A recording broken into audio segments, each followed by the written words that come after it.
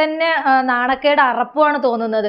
അപ്പം എന്താണ് ഈ മുലപ്പാൽ കൊടുക്കുക എന്ന് പറഞ്ഞാൽ അത് ഏറ്റവും വലിയൊരു പുണ്യമാണ്. അതിനിടയിൽ തന്നെ ഇങ്ങനെയുള്ള കമൻസും കാര്യങ്ങളൊക്കെ കാണുമ്പോൾ ഭയങ്കര സങ്കടം തോന്നുന്നുണ്ട്. എങ്ങനെ ഈ മനുഷ്യർക്ക് ഇത്രയും നീചമായിട്ട് സംസാരിക്കാൻ പറ്റുന്നത് എന്നാണ് ഞാൻ ചിന്തിച്ചു പോകുന്നത്. ഇങ്ങനെയുള്ളവർക്കൊന്നും മഹാമാരിയും ദുരന്തവും വന്ന് ഇവരെയൊന്നും കൊണ്ടുപോകുന്നില്ല, അങ്ങ് പറയാൻ പാടില്ല. പക്ഷെ ഇങ്ങനെയുള്ള ദുരന്തങ്ങളെ ഓർക്കുമ്പോൾ അറിയാതെ നമ്മൾ പറഞ്ഞു പോവുകയാണ്.